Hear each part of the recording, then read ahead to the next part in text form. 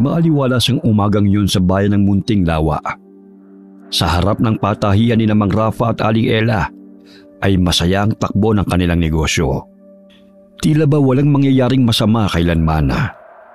Ang kambal na sina Leia at Nora, 14 na taong gulang at mga anak ng negosyante, ay masiglang nag-aayos ng mga sinulid, tela at sinampay ng uniforme ng mga estudyante na siyang produkto sa patahian. Kuya Romy, ito na po yung pinatahi ninyong pantalon. Sa uulitin po ulit, Kuya Romy.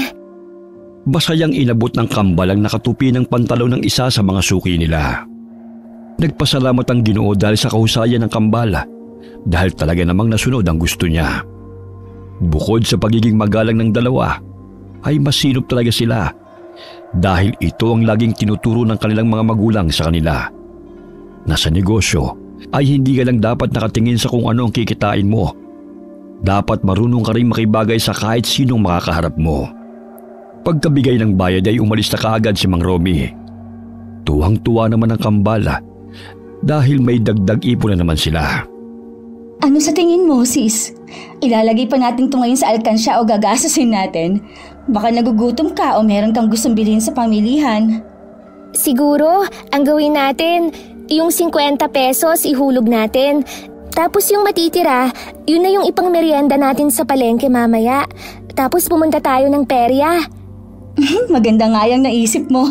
Tara na at magpaalam na tayo kay mama at papa. Sige. Nagpunta na nga ang kambal sa opisina ng kanilang mga magulang para makapagpaalam.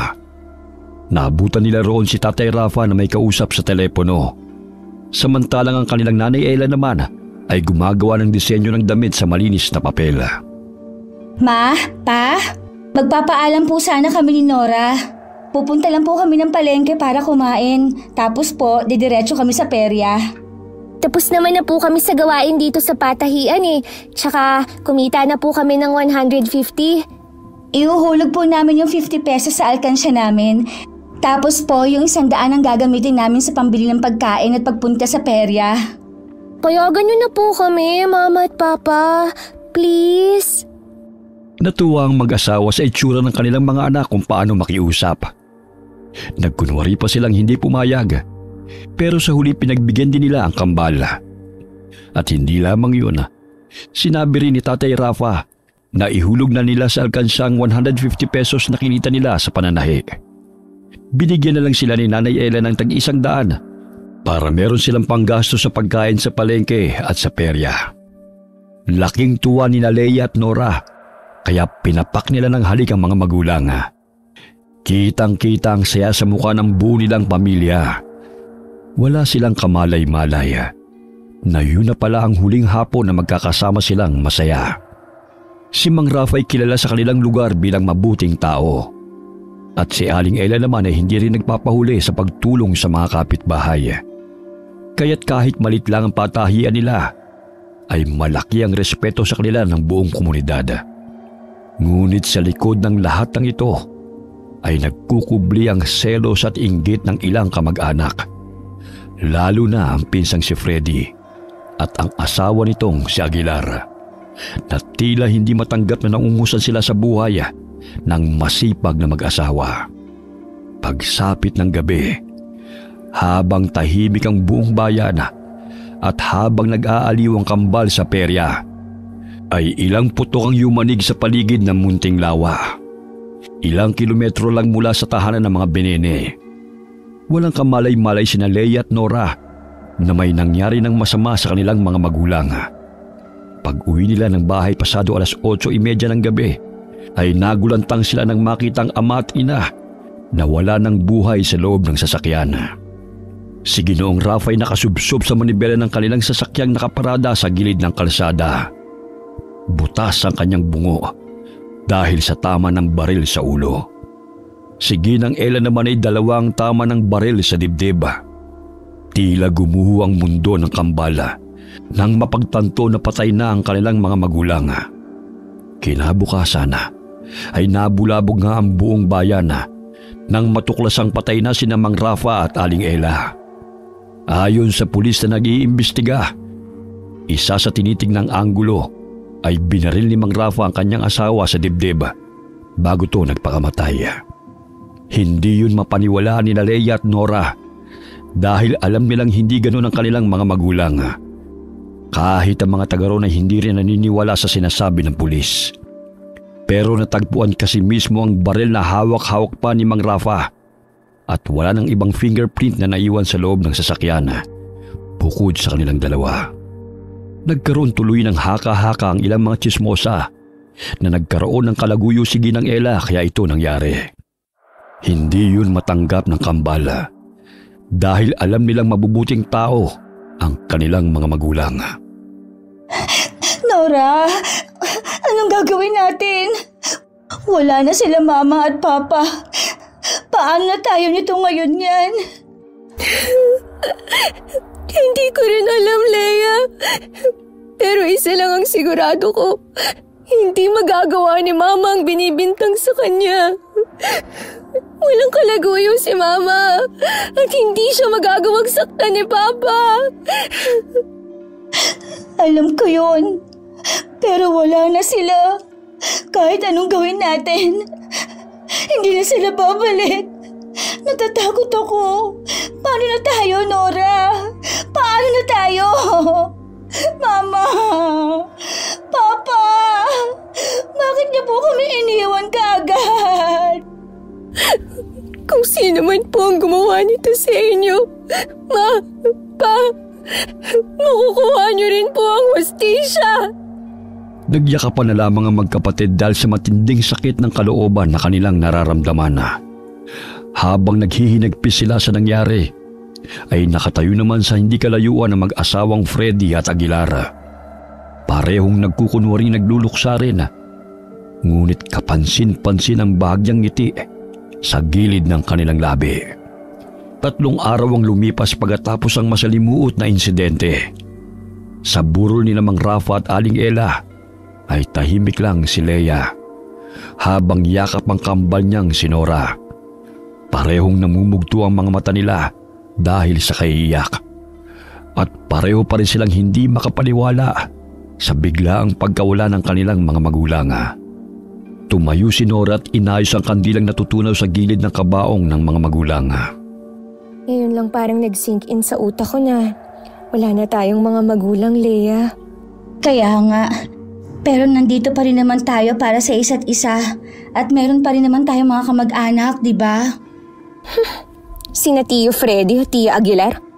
Oh, bakit ganyan ang reaksyon ng mukha mo? Parang di mo naman alam ang dahilan.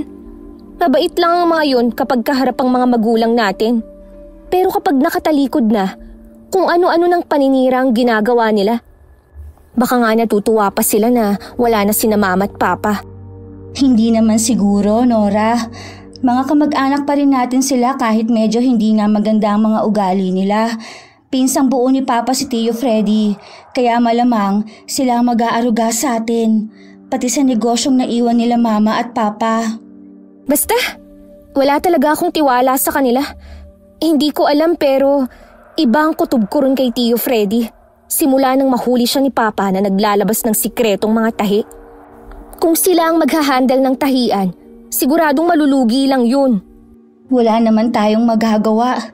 15 years old pa lang tayong pareho. Wala pa tayo sa legal age para mag-handle ng ganung negosyo. Kailangan talaga may guidance ng mga nakatatanda at si Tio Freddy lang naman ang kamag-anak natin. Hindi na umimik si Nora dahil nakita na rin nila mula sa labas ang mga kamag-anak na pinag-uusapan. Ilang saglit pa ay pumasok na nga sa loob ng bahay sina Mang Freddy at Aling Aguilar. Nagmano ang kambal bago naupo ang mga yon malapit sa kanila. Mga anak, kinalulungkot ko nangyari sa pinakamamahal kong pinsan. Nakakabigla talaga to nangyari. Kumusta pala kayong dalawa? Hindi pa rin po okay, Tio. Magiging ayos din ang lahat, mga pamangkin. Kung ano man ang nagawa ng mga magulang nyo, sigurado akong pinagsisisihan nila mga yun. Ano pong ibig niyong sabihin, Tio? Iniisip niyo rin po ba na pinatay ni Papa ang mama ko? At pagkatapos nagpatiwakal din siya? Wala naman akong sinabing ganon, Nora. Ang akin lang, kung may hindi sila Wala pong kabit si Mama. At hindi siya pinatay ni Papa. Hindi nila magagawang saktan ang isa't isa dahil mahal na mahal nila ang isa't isa. May pumatay po sa kanila. Nora, relax ka lang. Huwag mong sigawan sila Tio at Tia. Naudlot sa pagsasalita si Leia dahil nag-walk out na ang kanyang kakambal. Siya na lang tuluyang naiwan doon kaharap ng Tio Freddy at Tia Aguilar niya. Mapapansin sa mukha ng ginang na tila naiinis ito dahil sa inasal ni Nora. Tio, Tia, pasensya na po sa inasal ni Nora. Nasasaktan lang po ng husto yun sa nangyari. Naiintindihan naman namin yon, di ba mahal? Kahit kailan talaga yung si Nora, napakatabil ng bibig. Pasalamat na lang siya at nagluluksa tayo ngayon dahil kung hindi, masasampal ko talaga yan eh. Ikaw naman, hayaan mo na dahil nasasaktan pa yung tao. Naiintindihan ko naman. Salamat po, Tia. Ay, maiwan ko na nga muna kayo dyan at magtitimpla muna ako ng kape ha. Oh, mahal, pag-usapan nyo ng dapat pag-usapan. Para alam ng pamangkin mo ang mangyayari pagkatapos ng libing ng pinsan mo. Pagpunta ni Tia Aguilar sa kusina, ay nag-usap na ng masinsinan sina Leia at Tio Freddy. Maraming ipinaliwanag ang Ginoo sa dalagita, lalo na patungkol sa naiwang negosyo ng kanilang mga magulang. Wala namang magawa si Leia kundi ang sumang-ayon na lamang ng sumang-ayon sa mga sinasabi ng kanyang tiyuhin. Huwag kayong mag-alala ng kambal mo dahil kami ng Tia Aguilar mo ang bahala sa inyo. Hindi namin nahayaang mapariwara kayong magkapatid. Sisiguruhin naming magiging maayos ang naiwang negosyo ng mga magulang nyo hanggang sa mag-legal age na kayo. Salamat po, Tio. Ay, walang anuman. Tila isang ngiting tagumpay ang umukit sa mukha ng Ginoong sakim. Lingid sa kambal ay hindi kabutihan ng hangarin ng mga kamag-anak nila. Lumipas pa ang mga araw. Pagkaraan ng burol ay dinalang kambal sa malaking bahay ni Namang Freddy at Aling Aguilar. Sa unang linggo'y maayos pa ang pakikitungo ng mga yun sa kanila. Ngunit sa mga sumunod na araw, linggo at buwan, ay unti-unti na ngang lumabas ang tunay na kulay ng mag-asawa. Naramdaman na nga ng kambal ang kalupitan ng mga tiyo at tiya nila.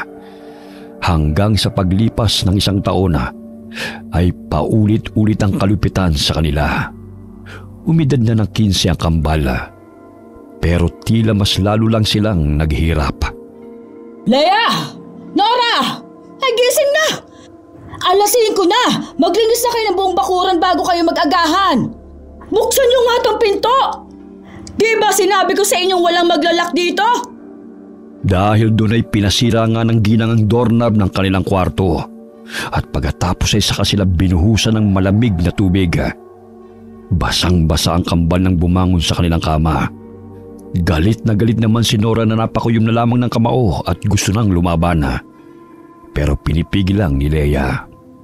Sinabi ko naman sa inyong alas 5 pa lang, dapat gising na kayo. Maglilinis kayo ng bakuran tapos magluluto na agahan. Hindi kayo pwedeng kumain hanggang hindi kami natatapos mag-almusal ng tiyo ninyo. Ano? Oh, bakit ang sama mo kumakatingin ha, Nora? Ha? Bakit? Lalaban ka na, ha? Baka nakakalimutan mong paalamunin ko lang kayo rito. Kung ayaw nyo ng patakaran sa bahay na to, magsilayas na kayo at maging taong kalye. Sorry po, Tia. Bilisan nyo na riyan! Huwag nyo sirain ang araw ko! At huwag nyo rin hintayin ang Tio Freddy nyo pa ang pumunta rito. Dahil makakatikim na naman kayo na sinturon doon. Pagtalikod ng ginang ay susuguri na sana sa ni Nora. Pero humawak kaagad si Leia at sabay silang napaupo sa basang kama. Bakit mo ako pinigilan, ha? Gusto mo bang mapalayas tayong dalawa, ha? Nakita mo ba yung ginawa sa atin? Nung isang gabi, hinagupit tayo ng sinturon ni Tio. Tapos hindi tayo pinakain ng hapunan. Ngayon naman, sinira niya yung kandado ng kwarto natin at binuhusan tayo ng malamig na tubig. Makatao pa ba yung mga ginagawa nila sa atin, ha? Mas gugustuhin ko ng mapalayas kaysa magtiis sa pagmamalupit nila. Saan tayo pupulutin kapag pinalayas tayo ng mga yon, ha? Nag-iisip ka ba, Nora? Ikaw ba? Nag-iisip ka ba, ha, Leia? May sarili tayong bahay, Leia.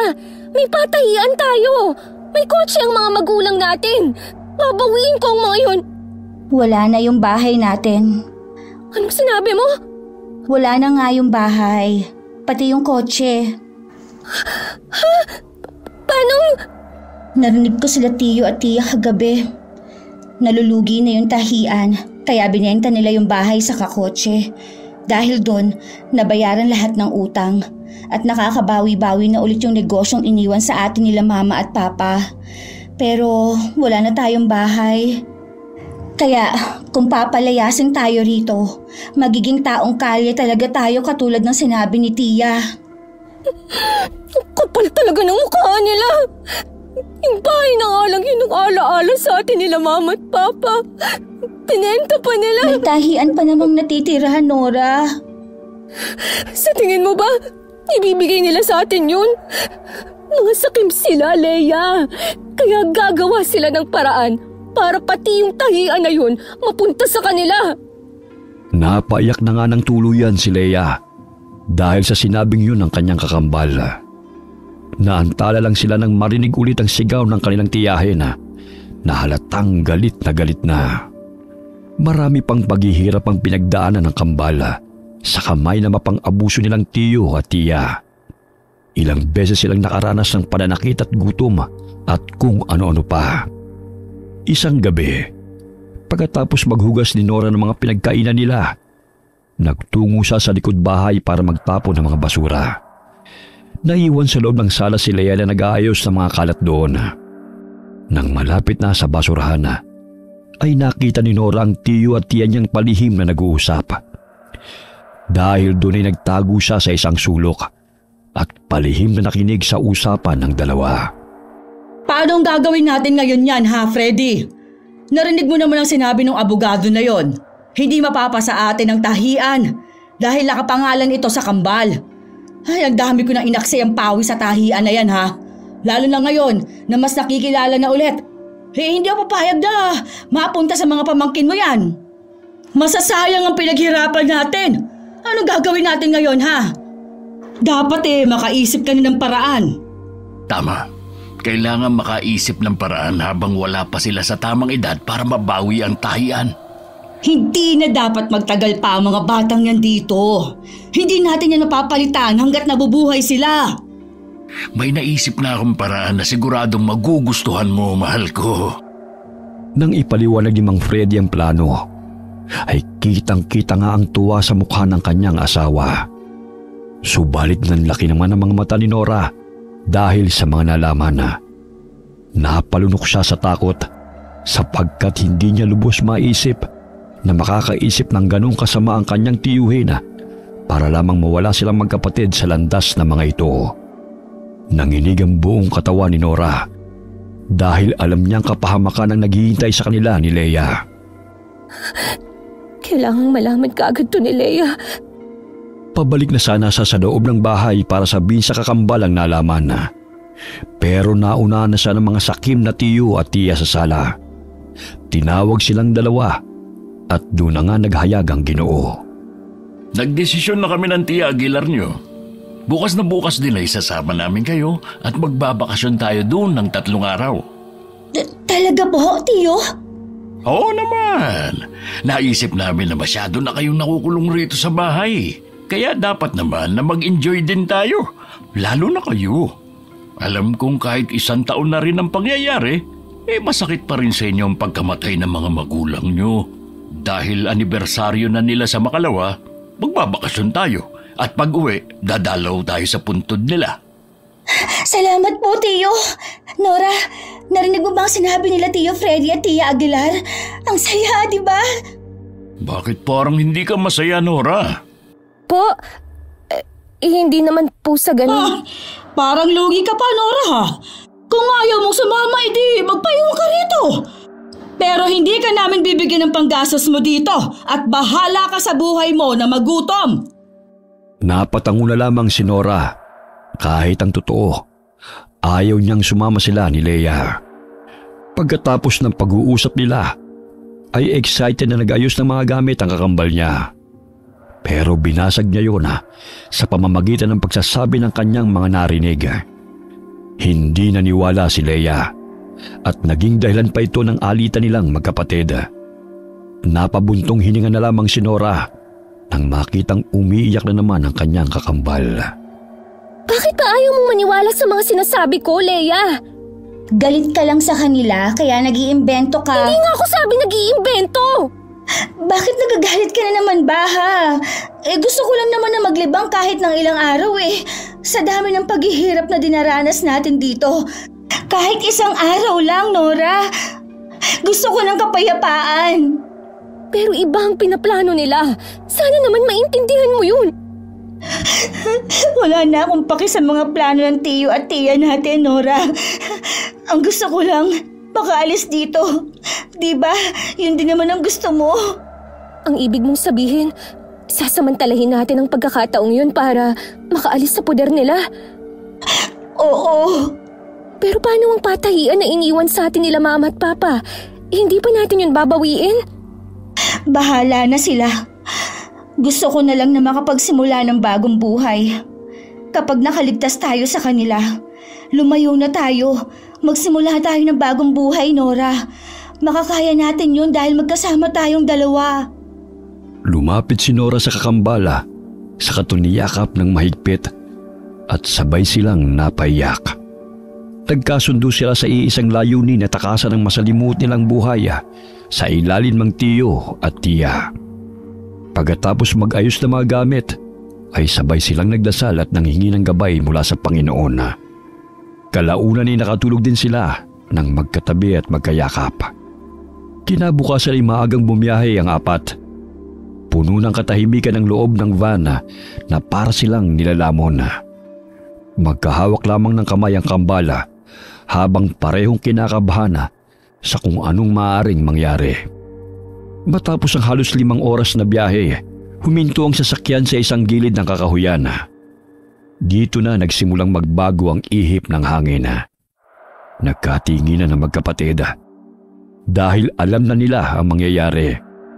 Pero nagpanggap silang walang alam para hindi mahalata. Dito na po ba tayo? Akala ko po ba sa resort tayo, tiyo? Nasa gitna po tayo ng kakahuyan Nagpasya kami ng Tia Aguilar mo na magbakasyon naman tayo sa tahimik na lugar.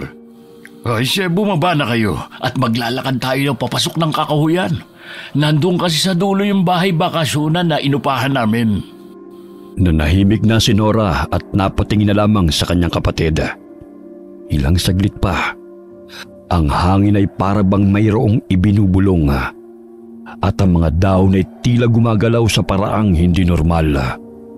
Parang may mga matang nakatingin mula sa dilim.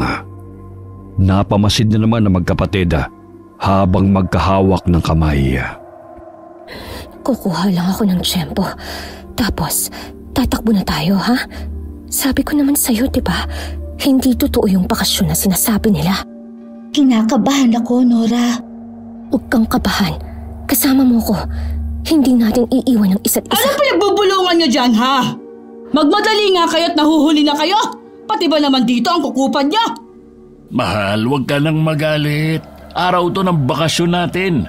Konting tiis na lang at makakarating na rin tayo doon sa pupuntahan natin. Oo, talagang kaunting tiis na lang. Magmadali na kayo, Leia, Nora!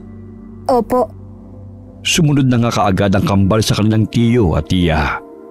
At halos 1 kilometro na silang naglalakad sa gitna ng masukal na kagubatan ay hindi pa rin nila nararating ang sinasabing bahay bakasyonan.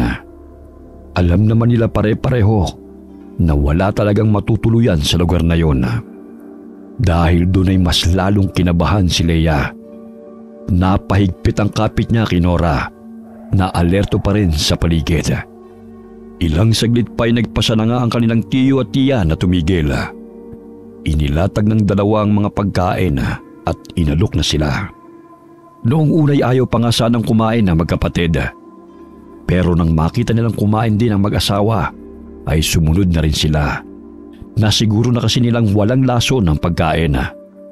At mabilis na lumipas ang oras Marami pa silang napag-usapan patungkol nga sa mga plano sa naiwang negosyo ng magulang ng kambal. Inabot na sila ng 3:00 ng hapon, kaya hindi na nakatiis si Leia. Tia, Tiyo, akala ko po ba pupunta tayo sa isang bahay bakasyonan? Bakit kanina pa po tayo rito sa gitna ng gubat? Camping po ba ang gagawin natin? Anong natin ang sinasabi mo? Walang natin, Leia, ha? Walang bakasyon na magaganap. Hindi yun totoo. Sinabi ko naman sa'yo kagabi, Leia. May masama silang plano sa atin. Kaya nila tayo tinala rito. Kaya tara na at umalis na tayo. Isumbong natin sila sa mga pulis. Kaagad hinatak ni Nora ang kakambal at nang akma na silang aalis ay biglang tumayo si Mang Freddy at may dinukot sa bag nito. Umalingaw-ngaw ang putok ng barela na tumama sa isang puno na malapit sa magkapatid. Napahinto ang mga dalagita habang ang tiyo at tiya nila ay naririnig nilang nagtatawanan sa likuran. Sige, tumakbo kayo. Parang maging pataba na lang kayo sa kagubatan. Harap dito. At huwag kayong magtatangkang humakbang. Dahil hindi ako magdadalawang isip na pasabugin ang mga bungo nyo. Tiyo, ano po ang gagawin niyo sa amin? Wala namang kaming gagawin sa inyo. Magbakasyon nga ang gusto mo, di ba? Kaya ngayon, tutuparin namin yun ng Tia Aguilar nyo. May iiwan kayong dalawa rito. Huwag niyo po kaming iwan dito. Hayaan mo na sila, Leia. Mga halangang kaluluwa ng mga yan. May araw din kayo. Isang malakas na sampalang pinaunday ni Aling Aguilar sa pisngi ni Nora. Sinundan pa yun ng pagsabunot hanggang sa humandusay sa lupa ang kawawang dalagita. Dahil doon ay napaiyak na ng tuluyan si Leia habang pinagmamasdan ng kaawa-awang kakambala na ginugulpi ng tiyahin nila. Matagal ko nang gustong gawin yan sa'yo eh. Pasalamat ka talaga, ha? Dahil naaawa pa ako sa'yo, Bruhilda ka. Ikaw ang Bruhilda! At talagang sumasagot ka pa, ha? Ano yan, mahal? Hayaan mo na sila. Dahil hindi na rin naman makakabalik ang mga yan kahit anong gawin nila. Habang nakatutok ang barela, ay hinihila ni Freddy ang lubid mula sa baga at mabilis na tinalian ang mga kamay ng kambal. Tumulong na rin ang kanyang asawa na panay pa rin ang pananakit, lalo na kay Nora. Tuwang-tuwang matabang ginanga habang pinagmamalupitan ng mga pamangkin. Huwag kang mag-alala dahil hindi naman kayo mamamatay agad. May mga pagkain kaming iniwan sa inyo. Makipag-unahan na lang kayo sa mababangis na hayop na makakaamoy niyan. Eh kung gusto nyo, hayaan yung kagatin kayo ng mga hayop. O baka may kung anong nilalang dito na pumatay sa inyo. Nagpumiglas ang dalawa. Kaya pinagsasampal na naman sila ni Tia Aguilar. Natuwang-tuwa talaga sa mga nakikita. Binugbog niya ng husto si Nora. Halos malamog ang mukha nito. Kaya hindi na rin muna sila nagpumiglas pa. Tiyo, Tia, bakit niyo po ginagawa sa amin to? Pamilya niyo po kami. Huwag niyo po kaming iwan dito para mamatay. Bakit ko naman gagawin yun? Kung yung pinsang buo ko nga, natatay nyo, napatay ko. Kayo ba kaya na mga walang kwentang paslit? Ano pong sinabi niyo, Tiyo? Sinasabi ko na nga ba, may kinalaman kayo sa pagkamatay ng mga magulang namin. Mga sakim kayo! Kinuha niyo ang lahat sa amin! Kapag nakawala ako rito, gagantihan ko kayo! Ah! Ang angas mo talagang babae ka no? Kung paputukin ko kaya yung ulo mo, katulad ng ginawa ko sa tatay mo. Sige, gawin mo! Patayin mo na ako, Tiyo! At sinisiguro ko po sa inyo na kahit sa hukay, babangon ako para magiganti! Ah! Barilin mo ng hayang sutil na yan! Nanggigigil ako sa bunganga niyan eh! Manahimik kang tambuhala kang babaeng pangit ka! Kapag nakawala ako rito, babalikan ko kayo! Maghihiganti ako dahil sa ginawa niyo sa mga magulang namin! Malalakas na sampal, suntok, sipa at sabunot na naman ang natikman ni Nora sa kamay ng malupit niyang tiyahin. Si Leia naman ay umiyak na lang ng umiyak habang takot na takot sa maaaring mangyari sa kanila sa gubat. Matapos ang matinding pananakit at pangungutya, ay umalis na ang mag-asawang Sakim at iniwang sugatan sina Leia at Nora. Walang nagawa ang kambal kundi ang mag-iyakan na lamang habang unti-unting lumulubog ang haring araw. Maya-maya pa nga nang tuluyang dumilim ang paligid at unti-unting napalitan ng takot ang katahimikan ng gubat. Napansin ng kambal na tila may mga aninong gumagalaw sa paligid. Malamig ang ihip ng hangin at sa bawat pagdampi nito sa kanilang balat ay matinding kilabot ang hatid. Nora, may gumagalaw sa mga puno. Parang may mga tao o hayop. Anong gagawin natin? Natatakot na ako. Baka dito na nga tayo mamatay. Sipain mo yung bato sa paa mo, dali! Huwag ka matakot dahil nandito ako! Kasama mo ako, Leia! Pagkasipa ng bato ay kaagad na kinuha yun ni Nora kahit nakatali ang kanyang mga kamay. Kiniskis niya roon ang tali hanggang sa maputol ang paunti-unti ito. Nang makakawala na siya, ay dali-dali niyang nilapitan ang kakambal at kinalagan din ito. Yumakap si Leia sa kanya ng mahigpit habang umiyak sa pinaghalong takot at lungkot. Inalo niya ang kapatid hanggang sa gumaan ang pakiramdam nito. Makakaalis tayo rito at makakaganti tayo sa mga walang yang yun. Pangako. May mga gumagalaw na kung ano sa paligid, Nora. Dahil doon ay nagmadali na sila sa pagtahak sa madilim na kagubatan. Kahit walang nakikita, ay sinikap nilang makaalis doon sa pamamagitan ng pangangapa. Ramdam pa rin ang kakaibang mabigat na presensya sa paligid at ang mga hindi pangkaraniwang nilalang na tila nagmamasid sa kanilang mga kilos. Hanggang sa biglang may bumagsak sa harapan nila na isang nilalang na kalahating tao at kalahating hayop. Mabalahibo ito at may mapupulang mga mata. Pero hindi lamang yun ang dumating dahil may dalaw pang sumulpot na pawang may mahabang dilang nilalang na walang mga ilong. Lumulutang ang mga mata at parang suso sa dagat ang anyo. Sa sobrang pagkagulat ay hindi nakagalaw ang kambal at hindi rin nila nagawang makasigaw. Sumiksik lamang sila sa isang sulok habang tila papunta sa kinaroroonan nila ang nakakatakot na nilalang. Nora, anong klaseng halimaw yan? Hindi ko rin alam, Leia. Diyos ko po, anong klaseng kupat to? Mamamatay na talaga tayo, Nora. Hindi na tayo makakabalik sa atin. Natatakot ako. Natatakot ako. Okay lang yan, Leia. Kasama mo ko, kapatid ko.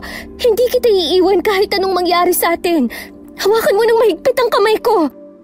Sabay na pumikit ang kambal habang magkayakap at magkahawak ang mga kamay ng mahigpit. At takot na nilang tinanggap na hanggang dito na lamang ang kanilang kapalaran.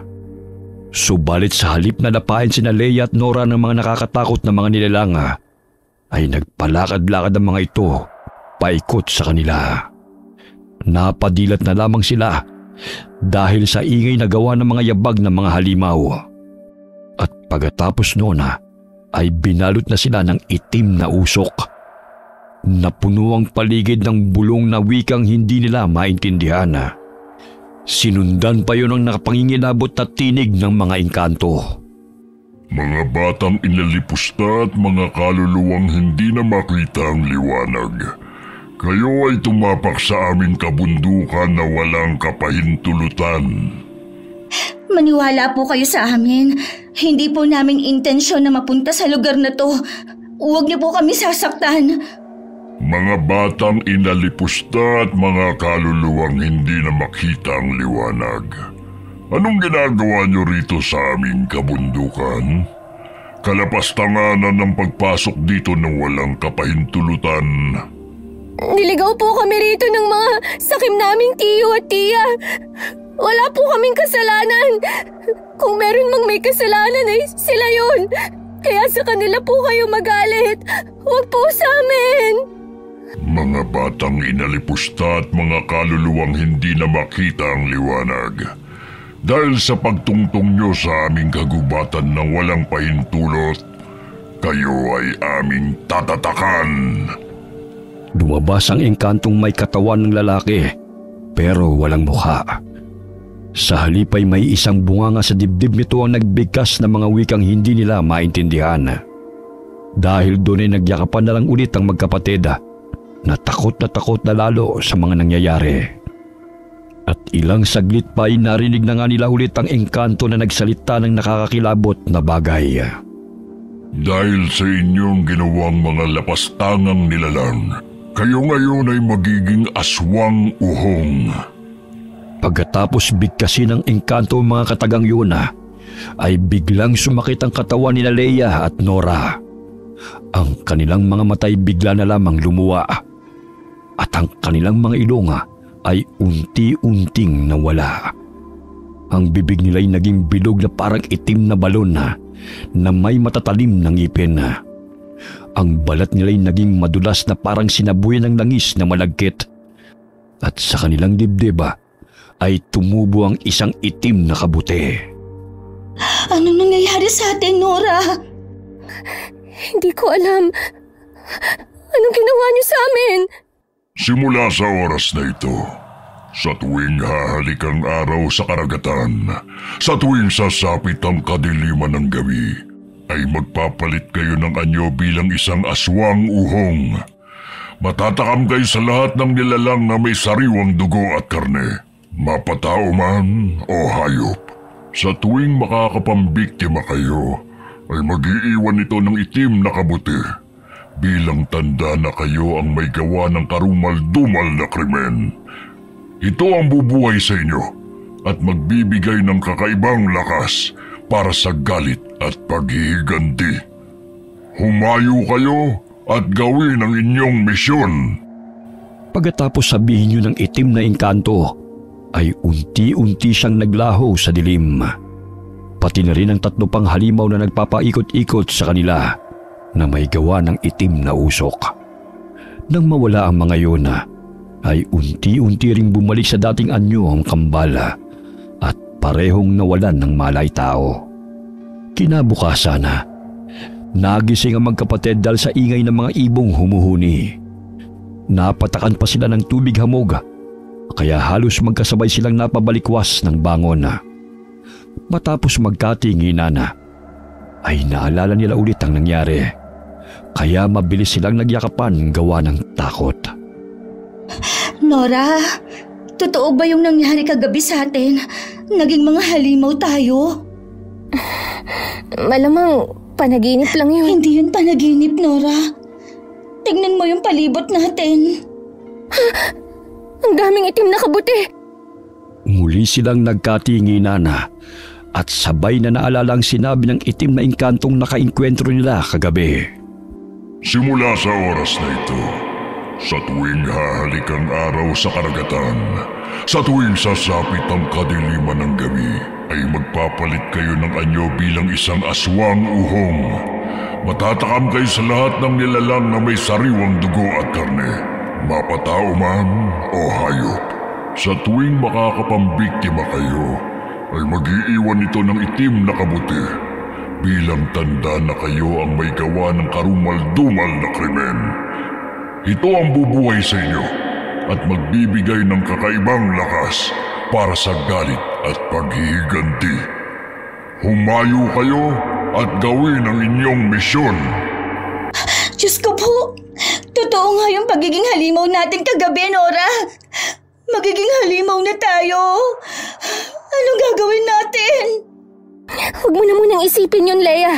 Tara na at umalis na tayo rito sa nakakatakot na gubat na to bago pa magpakita yung itim na engkanto sa atin. Dali-dali na nga nilang nilisan ang nasabing lugar at hindi sila tumigil kahit pagod at gutom na sila pareho. Halos kalahati ng araw ang ginugol nila hanggang sa makalabas na ng nasabing gubat. Nang nasa masukal na kalsada na sila, ay sinundan na lamang nila ang daan na yun. Hanggang mga pasado 5:30 ng hapon ay may nakita silang ilang kabahayan. Dali-daling tumakbo ang magkapatid at humarap sa mga tao. Pwede niyo po ba kaming tulungan? Uhaw at gutom na po talaga kami ng kambal ko. Nawala po kami sa gubat dahil niligaw kami ng tiyo at tiya namin. Parang awa niyo na po sana. Kahit makakain lang kami ngayon ng kaunti o makainom. Hindi po kami masasamang mga tao. Isang ginang na nagngangalang Salome ang nagbigay sa kanila ng tinapay at tubig. Mahirap lang din ang ginang, kaya katiting lang din ang naibigay niya na pinagpasalamat naman ng kambal. Matapos pansamantalang naibsan ang gutom na nararamdaman, ay lubos silang nagpasalamat sa ginang. Inaya pa silang doon muna matulog. Nasasang-ayunan na sana nila. Pero nagsimula ng makaramdam ng hindi maganda si Leia. Nora, may kakaiba akong nararamdaman sa loob ng katawan ko.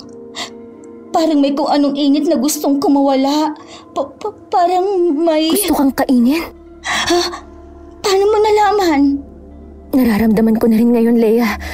Lumalakas ang pang-amoy ko sa sariwang dugo at karne sa paligid. Ganito yung sinabi ng itim na engkanto. Kapag palubog na ang araw, matatakam tayo sa kahit anong klase ng sariwang dugo at karne. Magiging halimaw na naman tayo. Kailangan na nating umalis sa lugar na to. Napagpasya na nilang lisanin ang lugar. Pero bigla namang lumabas ng kubo si Aling Salome. Nakangiti yun sa kanila at sinabi na handa na ang tutulugan ng kambal. Nang makita nilang ginang, ay mas lalong tumindi ang init ng pakiramdam sa loob ng katawan nilang gusto nang kumawala. Hanggang sa tuluyan ng lumubog ang araw at hindi na nila nakontrol ang sarili. Unti-unting nagpalit ng anyo ang magkapatid bilang aswang uhong at walang pag-aalinlangan nilang dinamba si Aling Salome hanggang sa bawian nito ng buhay. Pagkatapos nilang iwan ng lasug-lasug na katawan ng kaawa-awang ginang, ay unti-unti yung tinubuan ng mga itim na kabuti sa iba't ibang parte ng katawan. May maliit at may malalaki. At hindi lang doon natapos ang karumal-dumal na krimen dahil sinalakay din nila ang iba pang 6 na kabahayan. Umalingaw-ngaw ang sigaw ng kamatayan sa dakong yun at wala silang itinirang buhay. Bata, matanda o maging hayop. Nang mapagtanto nila ang mga nagawa, takot silang nagkatinginan sa harap ng mga biktima na unti-unti nang tinutubuan ng itim na kabuti. Ano tong ginawa natin, Nora? Pinatay natin yung mga tao rito, pati yung mga alaga nilang hayop. Mamamatay tao na tayo. Ang sarap sa pakiramdam, Leia. Busog na busog ako. Anong sinasabi mo, ha? Naririnig mo bang sarili mo? Pati ba ang utak mo? Sinakop na ng pagiging halimaw? Ayaw ng kalooban ko tong nangyayari. Pero hindi mapigilan ng isip at magnanasa ako na maging masaya, Leia. Busog na busog ako. Ayoko nito, Nora. Ayoko maging aswang uhong. Ayoko maging mamamatay tao katulad nila Tio Freddy at Tia Aguilar. May magagawa ba tayo para rito? Ito ang binigay sa atin ng itim na engkanto. Bakit di na lang natin yakapin? Natigilan na si Nora dahil tumakbo palayo ang kakambal niya dahil sa sobrang takot sa kanilang nagawa. Sinundan niya ang kakambal hanggang sa mapunta na naman sila sa kakahuyang malapit doon. Ramdam ang katahimikan ng gabi, ngunit hindi payapa. Sa bawat hakbang ng kambal ay kumikislap ang kanilang madulas at makintab na balat sa liwanag ng buwan. Ang kanilang mga matay nakaluwa at parang galit na galit sa mundo. Paghinto nila ay muli niyang pinagmasdan ang sarili at muli siyang naiyak. Tumayo naman sa likuran niya ang kambal habang seryoso siyang pinagmamasdan. Ayoko maging halimaw. Ayoko maging ganito. Bakit hindi na lang ako namatay sa kamay ng mga sakim kong tiya at tiyo? Natatakot ako sa sarili kong anyo. Hindi ko ito matatanggap. Leia, hindi tayo dapat matakot sa anyo natin ngayon. Hindi tayo nabuhay sa mundong to para lang masaktan. Gagamitin natin ang pagiging aswang uhong para makapaghiganti sa mga sakim nating kamag-anak. Lalo na sa ginawa nilang paninira sa pamilya natin, sa pagsira sa pagkatao ni Mama at Papa, at sa pagpatay sa kanila. Gusto ko ang sinasabi mong yan. Pero natatakot ako na baka hindi na naman natin makontrol ang mga sarili natin, Nora. Nakita mo ba yung ginawa natin doon sa mga tao kanina? Pinatay natin yung taong nagpakain sa atin at balak magpatuloy sa atin. Pati yung mga inosenteng tao at hayop. Wala tayong itinira, Nora. Naririnig ko pa rin ang mga boses nilang nagmamakaawa hanggang ngayon. At ang ikinatatakot ko, kahit ayokong gawin ang bagay na yon, pero parang natutuwa ako sa nangyayari. Takam na takam ako sa kanila. Yakapin mo na lang kesa labanan, Leia. Mas madali mong matatanggap ang lahat. Ayoko magpasakop sa pagiging halimaw, Nora. Hindi ako to. Hindi tayo to. Hindi tayo mga halimaw. Oo, hindi tayo mga halimaw. Pero ginawa tayong halimaw ng mga taong nakapaligid sa atin. May dahilan kung bakit tayo naging aswang uhong. At gagamitin ko ang dahilang yun para makaganti sa pumatay sa mga magulang natin at sa nanira ng buhay natin. Pangako ko sa iyo, Leia, pagkatapos nating maipaghiganti sila Mama at Papa, hahanap ako ng paraan para makalahya tayo sa sumpa ng itim na engkanto. Hindi ako titigil hanggat hindi nakakakuha ng gamot para maalis tayo sa pagiging aswang uhong. Sa ngayon, gamitin natin ang lakas na to, katulad ng sinasabi ng itim na engkanto. Gawin natin ang misyon natin sa buhay. Pagbayarin natin sila Tio Freddy at Tio Aguilar. Natatakot ako na baka habang tumagal, hindi na tayo makabalik. Huwag kang matakot, Leia. Pansinin mong mabuti. Kahit hindi na normal ang anyo natin, mulat pa rin naman ang mga diwa natin. Ibig sabihin lang nito, alam pa rin natin ang ginagawa natin. Alam pa rin natin ang tama at mabuti. Yung nangyari sa kanila, dala lang yun ang sobrang pananabik natin. Pero naniniwala akong makokontrol din natin ang sarili natin. Kaya sa halip na tuluyan tayong magpakalulong o matakot sa pagiging aswang uhong natin, gamitin natin to bilang sandata laban sa mga walang yan nating Tio at Tia. Dahil sa sinabing yun ni Nora, ay huminahon ng kanyang kakambal at tumigil sa pag-iyak. Nagyakapan ulit sila at nanatili na muna sa kakahuyan hanggang sa sumikat ang araw.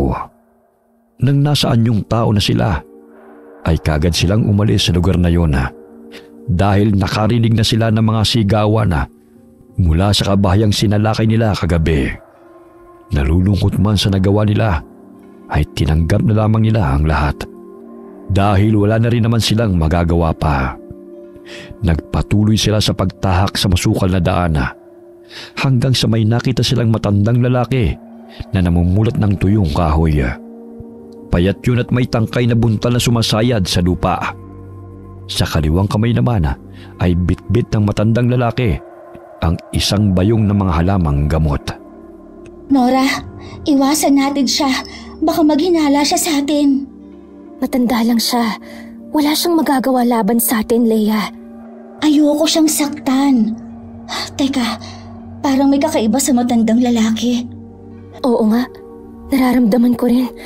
Delikado ang matandang yan, kaya tama ka. Dapat umiwas tayo sa kanya bago pa siya may gawin sa atin. Baka isumbong pa niya na tayong gumawa ng krimen din sa kabahayan. Naudot na sa pag-uusap ang magkapatid dahil pagtingin sa kanila ng misteryosong matandang lalaki ay bigla itong ngumiti. Dahil doon ay mas lalong kinabahan at naalarma ang dalawa.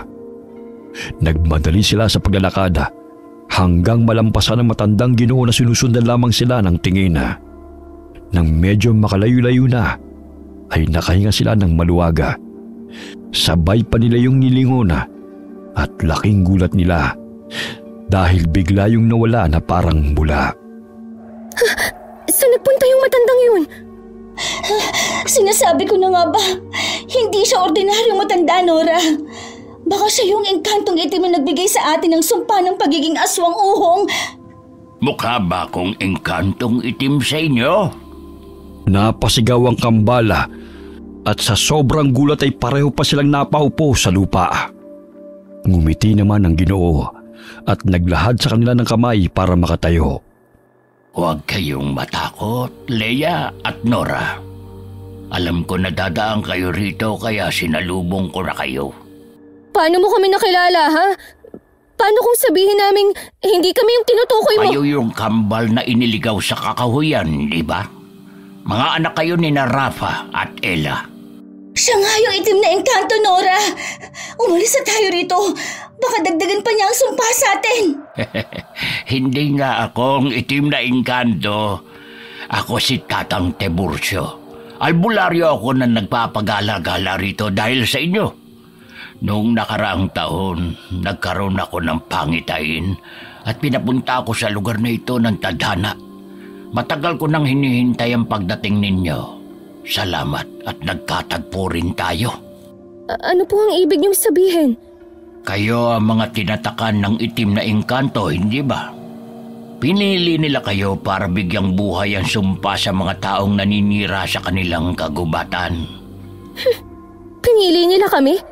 Pero hindi po namin to ginusto. Alam ko. Kaya nga ako narito mula sa malayong lugar. Matagal na kayong pinakita sa pangitain ko, katulad nga ng sinabi ko. Noong nakaraang taon pa. Matutulungan niyo po ba kaming makalaya sa sumpa? Oo, pero hanggang di ko pa nakukumpleto mga sangkap, hindi ko magagawa yun. Sa ngayon ay nandito ako para pansamantalang remedyohan ang pagiging aswang ninyo. Kung susundin at gagawin niyo mga sasabihin ko, ay malalayo kayo sa mga krimeng katulad ng ginawa niyo kagabi doon sa mga tagong kabahayan. Kung naniniwala kayo sa mga sinasabi ko, sumunod kayo sa akin. Kung hindi naman, papayagan ko kayong makalampas. Hindi ko kayo pipigilan sa gusto niyong gawin. Pero pinaaalalahanan ko na kayo na magiging mapanganib ang gagawin niyong paghihiganti. Nagkatinginan sina Leia at Nora at matagal na nag-isip kung sasang-ayon ba sa sinasabi ni Tatang Tiburcio. Pero sa huli nagkasundo rin ang kambal dahil wala naman daw mawawala sa kanila kung sasama sa matandang estranghero na nagsasabi na siya'y albularyo. Tama ang naging desisyon niyo, kambal. Alam kong gusto niyo ng katarungan sa lahat ng nangyayari ngayon sa inyong buhay. Lahat tayo ay kailangan ng hustisya, pero ang hustisya ay may sariling panahon. At kailangan nating hintayin ang pagdating nito sa tamang oras. Makalipas ang higit 3 oras, sa pangunguna ni Tatang Tiburcio ay nagtungo sila sa isang abandonadong kamalig sa paanan ng bundok. Doon niya tinuruan ng kambal kung paano kontrolin ang kanilang mga bagong anyo. Sa tuwing sasapit ang gabi ay magsisimula kayong maging aswang. At ang sino mang may sariwang dugo at karne na makikita nyo ay walang awa niyong papatayin. Ano pong gagawin namin para makontrol ang pagbabago namin ng anyo, Tatang? Ikinalulungkot kong sabihin pero hindi nyo makokontrol ang pagbabagong anyo. Matibay ang sumpa ng itim na engkanto patungkol dyan, Pero ano po? Pero magagamit nyo ang pagiging aswang sa tama kung hindi nyo hahayaang kainin ng galit ang inyong pag-iisip. At bukod doon, ay turuan nyo ang sarili nyo na hayop lang ang kainin sa halip na tao. Paano po namin gagawin yun kung matibay ang sumpa ng itim na engkanto? Hindi sakop ng sumpa ang inyong kaisipan. Kaya kung mapapansin nyo, sa tuwing nagpapalit kayo ng anyo, ay alam nyo pa rin ang nangyayari sa paligid. Matibay na katunayan yon na walang kapangyarihan ng sumpa ng itim na engkanto sa pag-iisip nyo. Hindi niya kayo kontrolado, pero malakas ang bulong niya. At kung hindi nyo yun hahayaan na maghari, ay magtatagumpay kayo. Kailangan nyo pa rin makatikim na sariwan dugo at karne para manatili ang inyong lakas. Ang magiging kaibahan lang ay hayop na ang dapat nyong kainin at hindi na tao. Sa ganong paraan ay mababawasan ang bigat sa inyong kalooban sa tuwing magiging aswang kayo. Makakabalik pa po ba kami sa dati? Kaya niyo po ba talagang alisin itong sumpa ng engkantong itim sa amin ni Leia? Ang aswang uhong ay may kakayahang padilimin ang loob ng isang tao o linisin ito. Depende kung anong landas ang tatahakin nyo. Kung sa paghihiganti, baka tuluyang kayong mawala. Pero kung ang layunin ay pagbawi ng hustisya, maririnig kayo ng langit. Ano pong ibig niyong sabihin? Ang pinakaunang sangka para ibalik kayo sa dati ay ang laman mismo ng kalooban ninyo. Kung ano ang pipiliin nyo, paghihiganti ba o pagkamit sa hustisya? Paano po namin mababawi ang lahat? Paano po namin mapaparusahan ng mga pumatay kay Mama at Papa, pati ang sumira sa buhay namin? Kung di po kami maghihiganti kay Tio Freddy at Tia Aguilar, paano po namin makakamit ang hustisya, Tatang? Katulad ng sinabi ko kanina, ang pinakaunang sangkap ay ang mismong laman ng inyong kalooban. Sa inyo pa rin nakadepende kung makakabalik kayo sa dati o mananatili sa pagiging aswang habang buhay. Nagkatinginan lang ang magkapatid matapos yung marinig sa matandang albularyo. Pagkatapos ng seryosong pag-uusap ay hinainan na sila ng makakain. Pinainom na rin sila ng mabisang tsaa na pampakalma at pampalinaw ng kaisipan. Pansamantala muna rin silang pinagpahinga dahil sa gagawing orasyon maya-maya. At mabilis na ngang lumipas ang oras. Pasado 5:30 ng hapon ay sinimula na ni Tatang Tiburcio ang orasyon. Gamit ang husay niya sa patungkol sa mga bagay na hindi pangkaraniwan ay nagbitiw siya ng kakaibang orasyon sa kambal. Habang nakahigay damang-dama ni Leia at Nora ang pagdaloy ng kakaibang enerhiya sa kanilang katawan. Maligamgam yun at nakakaginhawa sa pakiramdam. Kaya halos makatulog sila. Natapos ang orasyon eksaktong 6:00 ng gabi, kung saan lumubog na ang haring araw. Tatang, magpapalit anyo na po kami bilang aswang uhong. Magtago na po kayo sa ligtas na lugar dahil baka kung ano pang magawa namin sa inyo. Saan naman ako magtatago sa kagubatan, Leia at Nora? Ngayon nyo masusubukan ang sinabi ko sa inyong pagkontrol sa inyong isip habang nasa katauhan ng pagiging aswang. Tatang naman! Nasisiraan na po ba kayo ng ulo? Kapag naging halimaw kami at nakain ka, sino na pong tutulong sa amin, ha? Kaya nga dapat nyong kontrolin ang mga sarili nyo. Hindi ako aalis dito at tutunghayan ko kung paano kayo maging isang aswang. Sinubukang tumakbo ng kambal palayo sa matandang albularyo. Pero huli na, dahil unti-unti na nga silang nagpalit ng anyo bilang aswang uhong. Kahit si Tatang Tiburcio ay nagulat nang makita ang kakaibang anyo ng aswang uhong. Ito rin kasi ang unang pagkakataon niyang makakita ng ganong klase ng nilalang. Nilalang na galing sa sumpa at binigyang buhay ng itim na engkanto. Grabe ang sumpang iginawad sa inyo ng itim na engkanto. Pero mapagtatagumpayan nyo yan dahil wala pang alagad ng kadiliman na nagwagi. Nagsimulang umatungal ang mga aswang uhong at nagpagala-gala ang mga nakausli nilang mga mata na parang suso.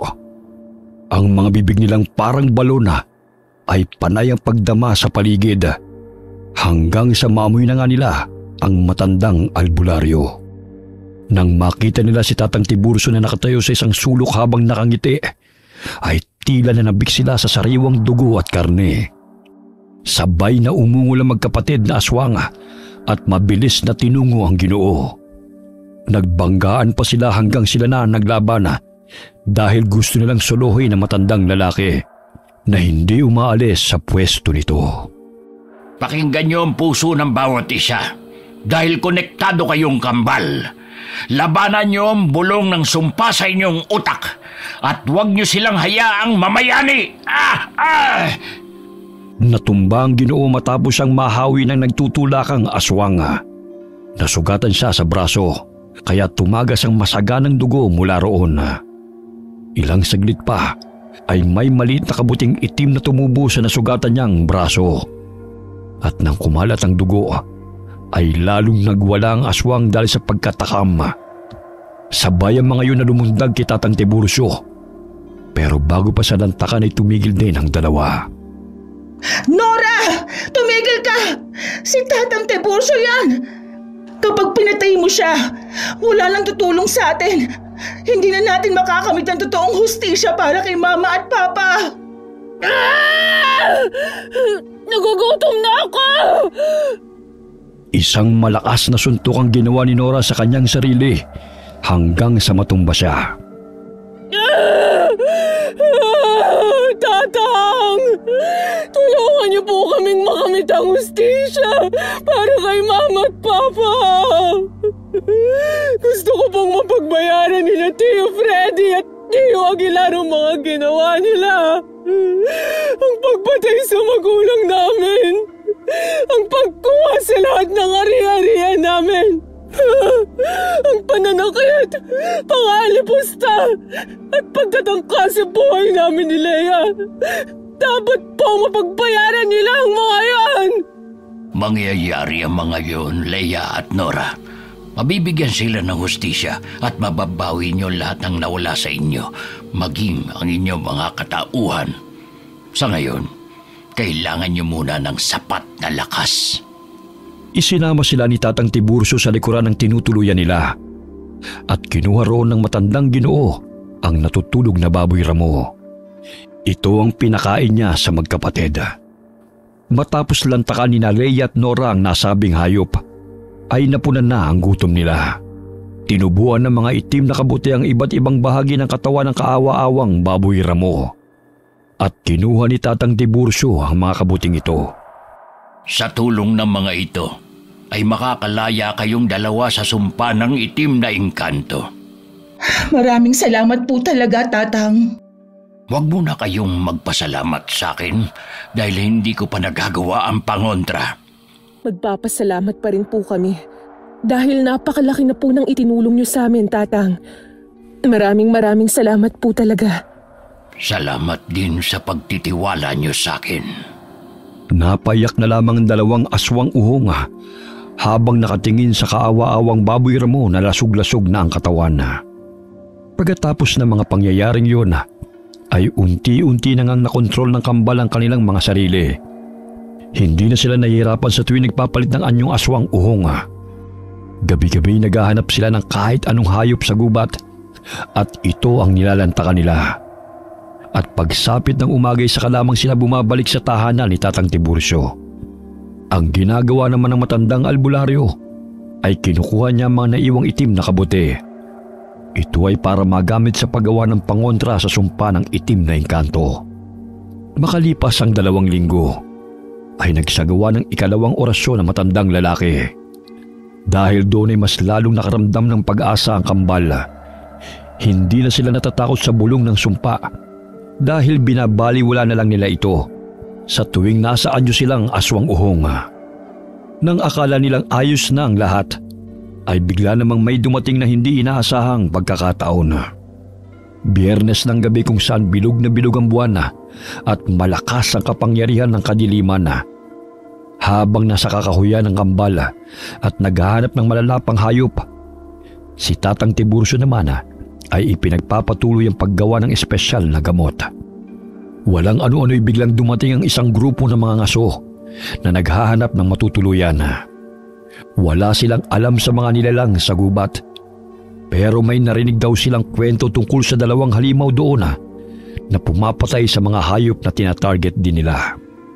Tinanong si Tatang Tiburcio ni Sulimana na pinuno ng mga ngaso patungkol sa kumakalat na balita. Ang sabi pa'y marahil yun din daw ang pumatay sa mga tao sa mga bahayan nung nakaraan. Katakataka nga raw na tinubuan ng mga itim na kabuti ang mga biktima sa lugar na yon. Pasensya na pero sa tagal ko na sa gubat na ito, wala akong nakikitang mabangis na hayop. Tila hindi kumbinsido si Suleiman at ang kanyang grupo sa sagot ng matandang albularyo, kaya hindi kagad sila umalis doon. Mula naman sa di kalayuan, habang nilalantakan ni Leia at Nora ang hayop na nabiktima nila, ay naramdaman nila ang panganib. Nora, naririnig mo ba at nararamdaman ng mga yon? May ibang tao sa bahay ni Tatang Tiburcio bukod sa kanya. Naaamoy ko nga ang mga sariwang dugo at karne nila. Siyang nakatao sila ron. Bumalik na tayo. Nararamdaman kong nanganganib si Tatang sa kanila. Tama ka. Humanda silang lahat kapag sinaktan nila si Tatang Tiburcio. Dali-dali nilang binitiwan ng isang kabayong wala na ring buhay. Pag-alis nila roon ay tinubuan kagad yun ng mga itim na kabote. Nang nasa labas na sila ng bahay, ay napansin nilang may 4 na katao sa labas na may mga hawak na barel. Maingat na nagtago ang kambal para hindi sila maramdaman hanggang sa napatingin sila sa bintana. Doon nga'y nakita nilang sinasaktan ni Suliman si Tatang Tiburcio at pinaamin patungkol sa sinasabing mabangis na hayop. Pagkakita roon ni Nora ay kaagad na nanlisik ang mga mata niyang nakaluwa. Kitang-kita ang galit sa kanyang muka dahil naalala na naman niya kung paano sila inalupusta ni Tio Freddy at Tia Aguilar. Nora, huwag kang tutuloy. Mas lalo lang malalagay sa alanganin si Tatang. Maiwan ka rito kung gusto mo, Nora. Pero hindi na ako papahayag na may masaktan pa ang mga taong mahilig mang-api sa mahihina. Wala nang nagawa si Lea dahil dali-daling lumabas sa pinagkukublihan si Nora. Nang makita siya ng 4 na taong nasa labas ng bahay, ay ganun na lamang ang gulat at takot ng mga ito. Sa unang pagkakataon kasi, ay nakakita sila ng isang halimaw na parang suso ang pagmumukha. Sumalakay ang dalagitang aswang at sa taranta ng isang lalaki ay natumbas at nakalabit niya ang gatilyo ng barel na tumama sa 2 niyang kasamahan. Nagulat ang mga tao sa loob, lalo na nang pumasok ang isa pang lalaki at nagsisisigaw na may halimaw sa labas. Hindi na nga nag-aksaya ng oras si Nora. Sinalakay ang lalaking nadama na babarilin sana siya. Nang lalantakan niya na ito, ay pinigilan niya ang sarili. Kaya sa halip na kainin ay pinatulog na lamang niya ito ng suntok. Lumabas na rin si Lea sa pinagtataguan nito at sumunod sa kambal niyang pumasok na sa loob. Pagdating nila roon ay takot na nakakubli si Suliman kay Tatang Tiburcio habang nakatutok dito ang sandata. Tinutukan naman sila ng baril ng 5 lalaking naroon. Bitiwan niyo si Tatang at umalis na kayo sa lugar na to! Pinapangako ko sa inyo na walang masasaktan! Sa halip na makinig, ay lalo lamang nilang tinutukan ng baril sa noo ang matandang albularyo. Kaya mas lalong naudyukan si Nora na gumawa ng hindi maganda. Ayaw niyo talagang makinig, ha? Nora, maghunos dili ka! Anong maghunos dili? Papatayin na nila si Tatang Tiburcio at hindi ko nahahayaang may mamatay pang mahalagang tao sa buhay ko! Mapag-uusapan pa natin! Nagpaputok na ng baril ang isang takot na lalaki, kaya galit na sumalakay si Nora sa kanila. Ganun na rin ang ginawa ni Lea. Nang gabing yun ay hindi na napigil ni Nora ang sarili. Dumanak ang dugo sa loob ng bahay ni Tatang Tiburcio. Napatay ang 7 lalaking mga aso. May butas ang tiyan, may bali ang leeg, may naputol ang mga braso at ulo, at may nahati ang katawan. At nang pupuntiryahin na ni Nora si Suliman, ay tinulak nito ang matandang lalaki at dali-daling tumakbo. Sumunod pa ang dalagitang aswang sa labas, pero nakita niya na nagising ang isa pang lalaki na pinatulog niya kanina. Tumabi ka sa daanan! Walang kaabog-abog niyang sinuntok ang tiyan ng lalaki at tumagos ang kamay niya sa likuran nito. Hindi pa siya nakontento. Dahil gamit ang malabalon niyang bibig, ay nilamon niya ng buo ang ulo ng nasabing lalaki. Nagtalsikan ng mga dugo at nangisa iyon hanggang sa lumagpak sa sahig. Dahil doon ay parang nakaramdam ng kakaibang sensasyon si Nora matapos muling makatikim ng sariwang dugo at karne ng tao. Ang sarap sa pakiramdam. Mas masarap talaga ang lasa ng tao kesa sa hayop. Nagugutom pa ako. Kaya humanda kang lalaki kang pinuno ng mga ngaso na tumakas. Hindi ka na makakaalis sa gubat na to ng buhay! Susundan pa sana niya si Sulimana, pero lumabas na rin sina Lea at Tatang Tiburcio at pinigilan siya. Nora, tama na! Nalulunod ka na naman sa kapangyarihan at bulong ng itim na engkanto. Labanan mo yan. Huwag ka magpasakop sa galit. Papatayin ko silang lahat at hindi niyo ako mapipigilan! Nora, pakinggan mo ang puso mo. Hustisya at katarungan ang ninanais mo, hindi ba? Hindi ang paghihiganti. Lumaban ka! Tumigil na kayo! Ah! Dahil doon ay gumamit na si Tatang Tiburcio ng isang orasyon at mahiwagang likido na nasa garapon. Isinaboy niya yun sa nagwawalang aswang uhong na kaagad nakatulog. Ano pong ginawa niyo kay Nora? Pinatulog ko lang siya, kaya huwag kang mag-alala. Nakapatay na naman po siya at nakatikim ng sariwang dugo at karne, Tatang. Ano na pong mangyayari kay Nora? Hindi na po ba siya makakatakas sa sumpa ng pagiging aswang uhong? Leia, pasensya na. Pero hindi ko rin alam ang sagot sa tanong mong yan. Ilang saglit pa ay dinala na nila sa loob ang natutulog na aswang. At kinuha na muna ni Tatang Tiburcio ang mga itim na kabuting tumubo sa katawan ng mga biktima ni Nora. Inilibing din nila ang mga yon sa likod ng bahay. Leia, kailangan na nating umalis dito. Siguradong pagsikat ng araw ay babalik ang lalaking yon para hulihin kayo. Kayo na lang po ang umalis, Tatang. Wala po kayong kasalanan sa mga nangyari. Kaya kami na lang ni Nora ang haharap sa pagbabalik nila. Hindi ko pwedeng gawin yon. Hindi ko kayo pwedeng iwan hanggat hindi ko natatapos ang misyon ko sa inyong magkapatid. Kaya kahit ipagtulakan niyo ako, hindi ko kayo iiwan. Magmadali na tayo bago pa sila magbalikan dito. 2 linggo pagkatapos ng insidente, ay mabilis na kumalat ang balita patungkol kay Tatang Tiburcio na nag-aalaga raw ng mga halimaw. Naging wanted siya sa mga karatig bayan at baryo sa pag-aakala na alaga niya ang kambal na aswang uhong na ginagamit niya sa pagpatay. Ang laking pagsisisi naman ni Nora sa kanyang nagawa, pero pinayuhan siya ni Tatang Tiburcio na tanggapin na lamang ang nangyari. At sa tulong pa ng matandang albularyo ay mas lalong natutunan ng kambal na makontrol ang kanilang mga sarili. Nagpalipat-lipat sila ng pinagtataguan sa gubat hanggang sa maisipan na nilang magpunta sa baryo. Naisip kasi nilang mas madali silang makakapagtago sa maraming tao kaysa sa gubat kung saan ay kabisado rin ang mga mangangaso sa pangunguna ni Soliman. Hanggang sa dumating na nga ang araw na nakabalik na sila sa Munting Lawa, ang baryong sinilangan ni Leia at Nora. Nanahan sila sa maliit na kubo sa dulo ng baryo at doon ay nalaman nila na namumuhay ng marangya sila Mang Freddy at Aling Aguilar. Pag-aari na nila ngayon ang bahay ni Rafa at Ella, ang lupa ng patahian at pati na ang lahat ng perang ipon ng yumaong mga magulang na nakadeposito sa bangko. Napakuyom na lamang ng kamao si Leia at Nora matapos malaman ng mga yon at pilit nilang kinokontrol ang galit upang hindi na maulit ang nangyaring pagpatay nila sa mga mangangaso. Isang gabi, nagtungo sa isang yungib si Tatang Tiburcio upang magnilay-nilay. Kaya naman napagpasahan ng kambal na gumala sa baryo.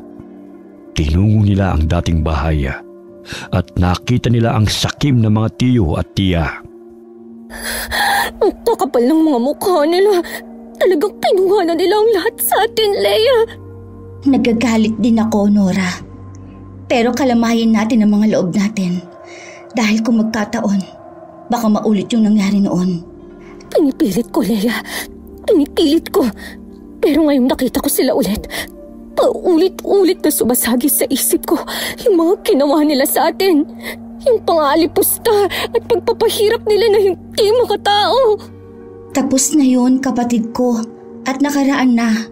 Isang masakit na nakaraan na dapat na natin burahin sa isipan natin. Huminga ka lang ng malalim. Huwag mo na yung isipin pa. Maghintay na lang tayo ng oras bago gawin ang plano natin.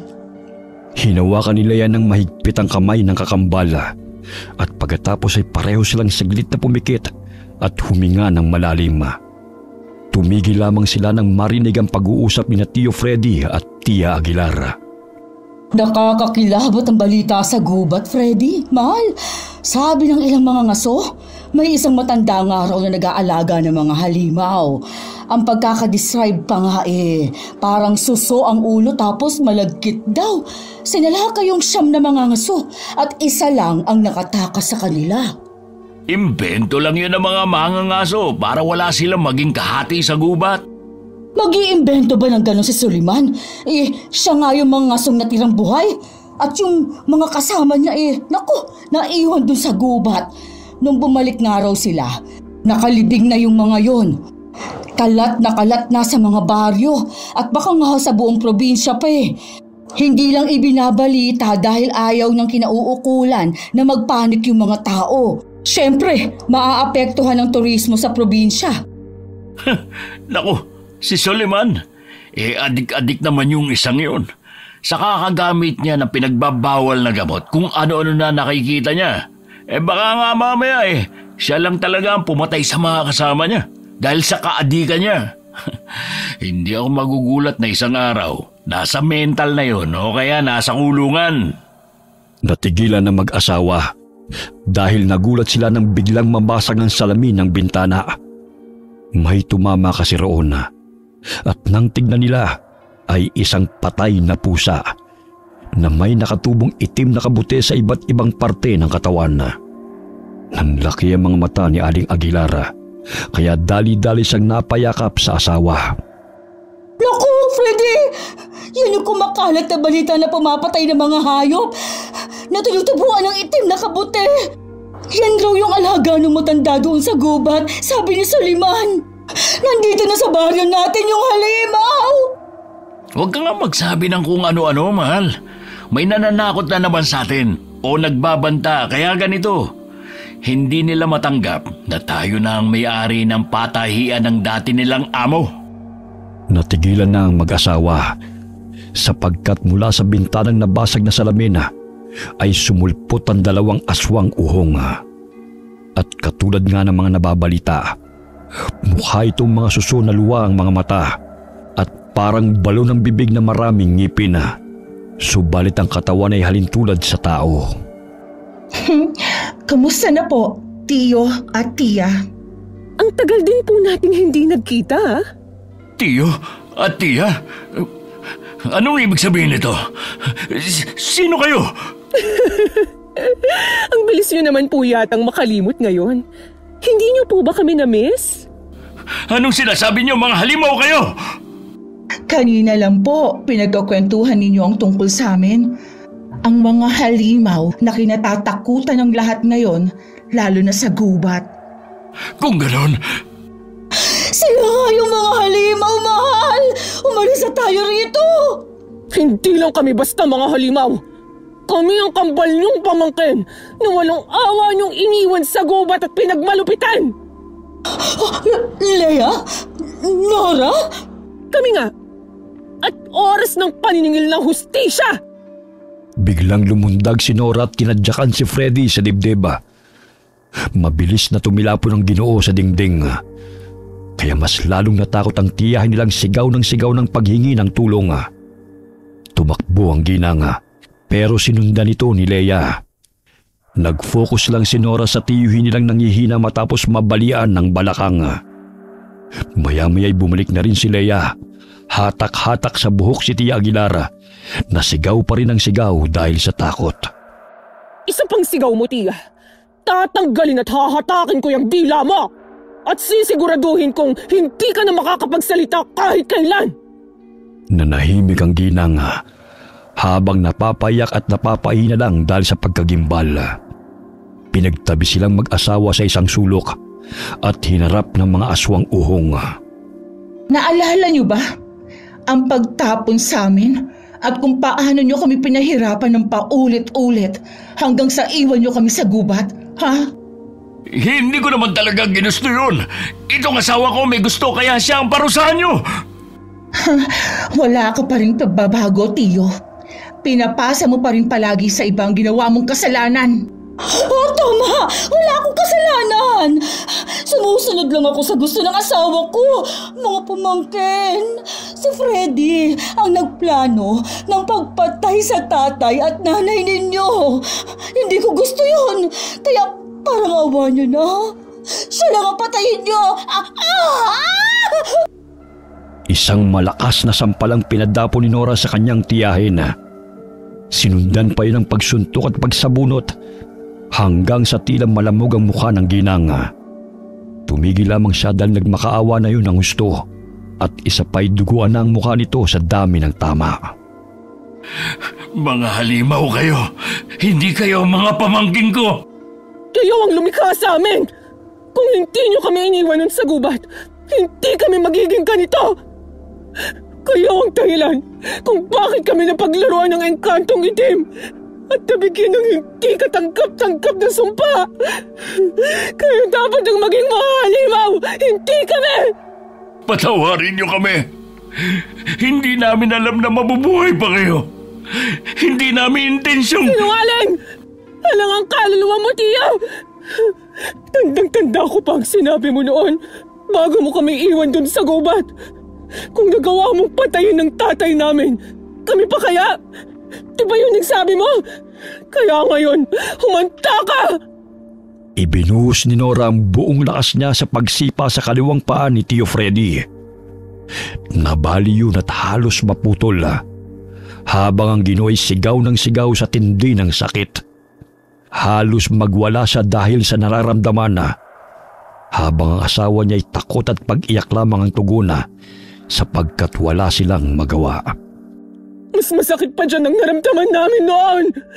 At hanggang ngayon, hindi napapawi ang sakit dahil naiwan sa amin ang sumpa. Kaya anong sinasabi mong patawad, ha, Tiyo? Nagpapatawa ba kayong dalawang mga sakim kayo? Patawad lang ba ang kapalit ng pagkamatay ng mga magulang namin? Hindi nyo na maibabalik ang buhay nila at hindi nyo kami maililigtas sa pagiging halimaw. Kaya hindi namin tatanggapin ang paghingi ninyo ng tawad dahil alam namin na hindi yung tao sa puso ninyo. Sinisiguro ko sa inyo, Tio Freddy at Tio Aguilar, mas higit pa sa paghihirap namin ang paghihirap na mararanasan nyo. Sasaktan pa sana ni Nora ang mag-asawa pero biglang sumulpot si Tatang Tiburcio sa gilid ng pintuan. Nagulat din ang kambal dahil di nila sukat akalain na babalik na kaagad ang matandang albularyo. Tama na mga anak. Hanggang dito lang yan. Huwag niyong hayaan ang galit na tapusin ang inyong pagkatao. Kapag pinatay niyo sila ngayon, siguradong hindi niyo makakamit ang tamang hustisya. Hindi rin matutuwa ang mga magulang niyo dahil binabahira niyo na naman ang kasalanan ng inyong mga kamay.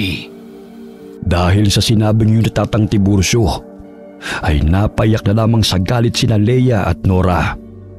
Pero sa huli, ay sinunod nga nila ang sinabi ng matandang albularyo. Hindi namin kayo papatayin, pero gagawin niyo ang lahat ng sasabihin namin. Una, hindi niyo po sasabihin sa kahit kaninong tao ang tungkol sa pagiging aswang uhong namin ni Leia. Pangalawa, isusuko po ninyo ang mga sarili ninyo sa pulis. Aaminin ninyo na pinatay niyo po ang mga magulang namin. At sasabihin niyo po sa mga tao na hindi totoo ang ipinagkakalat ninyong chismis tungkol sa pagkakaroon ng kalaguyo ni Mama. Kaya siya pinatay ni Papa. At nag-suicide ang Papa ko dahil doon. Lilinisin niyo po ang pangalan ng mga magulang namin at harapin ninyo ang mga kaso laban sa inyo. Pangatlo, ibabalik niyo po sa amin ang lahat ng kinuha niyo. Itong bahay ng mga magulang namin, ang patahian at ang iba pa. Sa ganoong paraan po mapagbabayaran ninyo ang lahat ng kasalanan ninyo sa mga magulang namin at sa amin. Kapag hindi po kayo tumupad sa usapan, kapag binunyag niyo po ang pagkatao namin ni Leia, kahit saan po kayo magpunta, siguradong mahahanap pa namin kayo. Sa pagkakataon pong yun, ay hindi ko nasusundin ang mga payo ni Tatang Tiburcio. Hahatakin ko po ang dila mo, Tia Aguilar, at ipupulupot ko sa buong katawan mo. Dudukutin ko rin ang mga mata mo. At sinisiguro kong mahihirapan ka ng husto. Pero hindi kita basta-basta papatayin kahit na gustuhin mo na. Ikaw naman po, Tio Freddy. Hindi lang ang isa mong paa ang mababali, kundi ang kabila pa po. Pati mga kamay mo. Pagagapangin po kita sa lupa habang nabubuhay ka. Dahil sa matinding takot, ay wala nang nagawa ang mag-asawang Sakim, kundi ang sundin ang sinasabi ng kanilang mga pamangkin. Matapos magkasundoy nila kaagad sa pagamutan ng mag-asawang Freddy at Aguilar. Gabi-gabi silang binabantay ng kambal na aswang uhong upang siguruhin na tutupad sila sa usapan. Nang magamot na sila, ay siniguro ng kambal na isusuko ng dalawa ang mga sarili sa pulis. Umamin nga ang mag-asawa sa kanilang pagkakasala. Kaya nahatulan sila ng habang buhay na pagkakabilanggo. Makalipas pa ang ilang linggo, ay tuluyan na ngang nakabalik sa kanilang bahay sina Leia at Nora. Sinama na rin nila si Tatang Tiburcio, na hanggang ngayon ay pinaghahanap pa rin ng mga kinauukulan dahil sa maling bintanga. Pasado 5:00 ng hapon, isang buwan matapos makulong sina Tio Freddy at Tia Aguilar, ay kagagaling lang ng kambal sa tahian. Tumireso kaagad sila sa basement ng bahay, kung saan ay naabutan nila roon si Tatang Tiburcio, na patuloy pa rin sa pagbuo ng gamot na pangontra. Kumusta ang negosyong patahian? Ayos naman po, Tatang. Ang galing nga po ni Aling Adel eh. Sa bagay po, gamay na gamay naman niya ang tahian. Kaya siya na rin muna ang pinahawak namin habang wala pa kami sa edad na 18. 2 taon na lang ang hihintayin nyo, kaya kaunting tiis na lang. Kaya nga po eh. Oh, Nora, bakit natatahimik ka dyan? May problema ba? Wala naman po. Napapaisip lang po ako at medyo malungkot. Bakit ka naman nalulungkot? Napakulong naman na ang Tio Freddy at Tia Aguilar nyo, ha? Iniisip mo pa rin ba na ilagay sa kamay mo ang batas, ha? Hindi po yun ang iniisip ko. Ang nasa isip ko po ngayon, kami ni Leia ay malaya na. Pero kayo po, Tatang, nandito pa rin at nagtatago sa basement dahil sa amin. Kundi po dahil sa amin, lalo na sa akin. Sana po ay malaya ka na rin nagagawa ang gusto mo ngayon. Hindi ka na pinaghahanap ng mga kinauukulan at pinagbibintangan na masamang albularyo na nag-aalaga ng mga halimaw na pumatay sa ilang mga inosenteng tao. Kabilang na po yung nabiktima namin ni Leia, pati po yung mga mangangaso. Nako, huwag mong pakaisipin yun, Nora. Mas ayos na rin sa akin ang ganito dahil makakafocus ako sa paggawa ng pangontrang gamot para makabalik kayo sa dati. Nandyan naman kayo para kumuha ng mga kailangan kong halamang gamot. At isa pa, ligtas naman ako rito sa basement at nabibigay naman ang lahat ng pangangailangan ko. Pero nakakakonsensya pa rin po na imbes na kami, kayo po tuloy ang tinutugis ng grupo ni Suliman, pati ng kinauukulan. Tama po si Nora, Tatang. Pasensya na po kayo talaga. Masyado na naming pinabibigat ang pasanin ninyo. Sabi ko naman sa inyo, huwag niyo kong alalahanin, Leia at Nora. Basta magpatuloy lang kayo sa pagkontrol sa sarili niyo at malapit ko nang matapos ang pangontra. Kaunting tiis na lang at tuluyan na kayong makababalik sa dati. Matapos magpasalamat ng magkapatid, ay sabay nilang niyakap ang matandang lalaki na tumayo na rin bilang bago nilang ama. Lumipas pa ang mga araw at linggo at naging maayos naman ang routine ng kambal. Pasado 12:00 ng gabi, nagtungo na sila kaagad sa masukal na gubat para humanap ng mabibiktimang hayop. Mas naging maingat na sila kaysa sa dati dahil marami ngayon ang rumoronda sa iba't ibang baryo. Ito nga'y dahil sa pagtaas ng bilang ng mga namamatay na hayop gabi-gabi. Mas tumindi kasi ang gutom na nararamdaman ng kambal na tila hindi na sumasapat ang 1 o 2 hayop sa isang gabi. Nora, napansin mo ba na parang wala na tayong nakikita mga hayop sa gubat? Malamang dahil yun sa pag-iingat ng mga tao. bumalik na tayo sa atin at dun muna tayo pumunta sa babuyan. Sigurado ka dyan? Delikado ang babuyan na yun, lalo na at pag-aari ni Mang Soliman.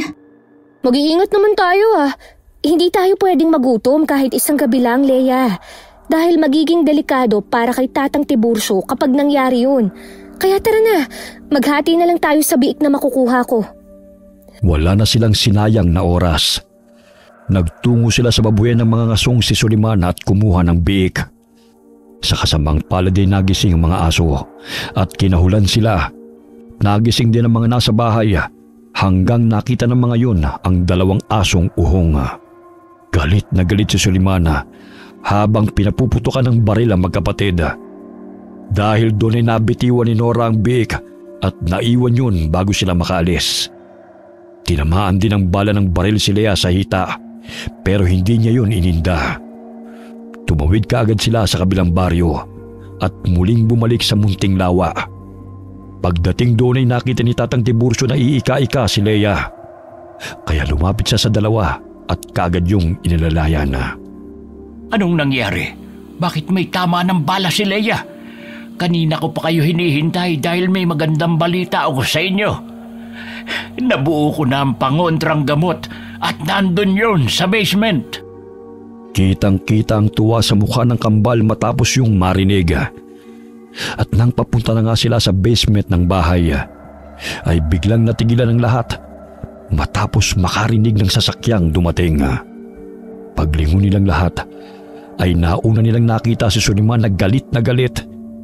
Nang masilayan ng mga ngaso si Tatang Tiburcio, ay wala na siyang inaksayang oras. Inutusan niya ang 9 na kasama na magpaulan ng pana. May ginawa kasi silang mga pana na disenyo para lamang sa mga aswang o kahit anong klase ng halimaw. Tumakbo ang matandang lalaki, pati ang dalawang aswang uhong na nagtago kaagad. Naghiwalay sila, si Tatang Tiburcio sa kaliwa at ang magkapatid naman ay sa kanan. Nang mapatingin sina Leia at Nora sa Ginoo, ay nagulantang sila dahil may 2 tama na yun sa balikat at isa pa sa tiyan.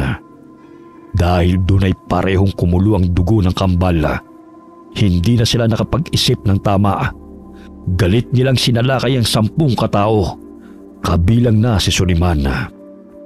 Wala silang pinatay sa mga yun. Pinatulog lamang nila. At kahit galit na galit sila kay Soliman, ay hindi nila ito nagawang kainin. Nang makatulog na ang lahat, ay binalikan nila si Tatang Tiburcio na nanghihina na. Tatang, tutulungan ko po kayo. Tara po sa basement para magamot kayo. Huwag po kayong mag-alala. Magagamot po kayo, Tatang. Huwag niyo na akong unahin, Leia at Nora.